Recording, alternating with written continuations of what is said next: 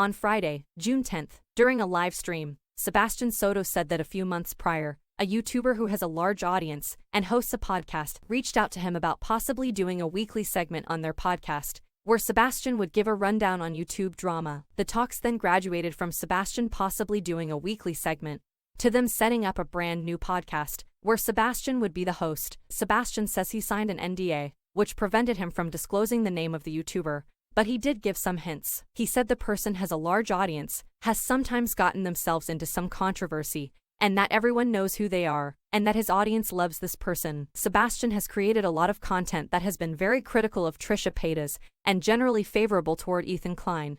Because of this, he has attracted a lot of H3 fans. Sebastian said the person has a very large crew. He also said he was told there were a couple people he would absolutely not be allowed to talk about on the podcast. Could those people perhaps be Trisha Paytas and her husband, Moses Hackman? Here's what Sebastian had to say. A really popular YouTube podcast reached out to me, someone that you all know, and they were very interested in getting to know me some more because they really loved what I did on my YouTube channel. So we actually had in-person meetings. We met up, we spoke, and they said to me that they wanted me to be a weekly guest, not every day, but to pop in every so often. And I was like, yeah, of course, this is amazing. It's a great opportunity. And then we spoke for about 2 months on how to make everything. And then the lead person in the podcast actually said, I would really love for you to have your own show. And we spoke about that for another month. And they even laid out a display of the construction surrounding the podcast, how it was going to be. And we had so many meetings. We had dinners. They took me out to a dinner in Beverly Hills. They did a bunch of things. And they showed me a lot of visual ideas that I guess they're person who sketches or something. And they displayed my whole visual of what my show would be like. And then a while passed, a couple weeks, and I hadn't heard anything. And I actually reached out to them, and they basically said they were very interested in doing this with me, that they would put all of their equipment, cameras and things. They said that they would even help me with an editor. And actually it was going to be live every day. So it wasn't going to need editing because I was trying to cut costs for them. So I was like, well, we don't really need, because they wanted to put this whole team behind this.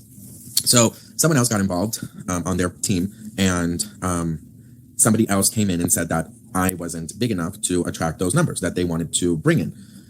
So the people there were like, look, we still want to work with you. Let's keep it secret for now. And until you get to 100,000, then we can revisit this. So after months and months of doing everything, it's in pause now. And I took it upon myself to say I could have this huge machine to help me go the distance, literally, but they will not until I get to a certain level, which is fully understandable. So I took it upon myself and I said, well, I don't have to wait. I don't have an editor. I don't have lighting. I don't have a studio. I don't have equipment. I have my phone, and I have my brain, and I have my personality. And that's all I need to start. So I took it upon myself to just do it. And that is the real true reason behind Afternoon Tea with Sebastian. Now, I did sign NDAs, of course, so I won't be able to say more, although I am allowed to say what I am saying. That's still, because I have still spoken to these people. We are still incredibly friendly behind the scenes, if you will. And they are still interested, and they have given me their blessing to do what I'm doing now. I went from having this idea to doing it with a huge machine that you guys all know and love, but they don't want me until I am a certain level. But I can't wait until I am what they need. So I am going to do what I need to do to get where I need to be, because I do believe in myself. And I know that in time, I'm going to have the 100K that they so desperately want me to have. And then if I am available, then I will work with them. And if I'm not, then I will not. But I probably most likely will. I was very excited, and I still am, because they're great people. There has been, of course, a lot of things sometimes surrounding these people. And I, of course, haven't always I've always just spilled tea, because that's what I got to do. But yeah, so I don't know what will happen in the future. All I know is that now I'm excited because, you know what? The idea for so many months of having a light guy, a sound guy, editor, a producer, all of these people that they wanted me, they were gifting me because I didn't have to pay for it. They believed in me and my personality. They liked how I handle things on my channel. They thought I was very original. But unfortunately, somebody got to their ear and said, you know what? We need to at least wait until he gets to 100,000 to really know that we are getting our money's worth, basically. Because, you know, they're scared that they do all of this for me and then the numbers aren't what they need to get their money back, you know, because they were going to pay me as well. Like, and they were getting a cut. Like, it was like a whole thing. So yeah, that's the tea. But you know what? I'm still very excited because I'm doing it on my own now. They were very nice about me basically taking the reins. Because the one thing and the reason why that these people reached out to me was because they loved how unique I was. That's always the word that they used. And they always loved how I was humble about everything. So they liked my heart, if you will. So yeah, that happened. And you know, we're still in communication. They know what I'm doing and they're hoping that I get to 100K soon, but they never want to take the risk. They were going to. I mean, you guys, it went so far as to showing me potentially where my studio was going to be and the props that it was going to have. So, I mean, it was super, super fast. I mean, we were already thinking about the announcement. So, I mean, it went super far and it's still there. I just, you know, I need to get to the level that they need me to be in. But you know what? If I get to that level and somebody else wants to do something with me and I like them better, it is what it is. How much creative control would you have? So they were very good about having me choose what I was going to talk about. They were going to provide the guests because obviously they have connections more than I do. So they were going to provide the guest. They were going to provide obviously the equipment. So since it was live, that's the whole point that we both decided. And I mean, it's so funny because this is a team of like 12 people and it's just me. So it's me, 12 people, me, 12 people. And I was very overwhelming. I'm grateful I had my husband to like help me.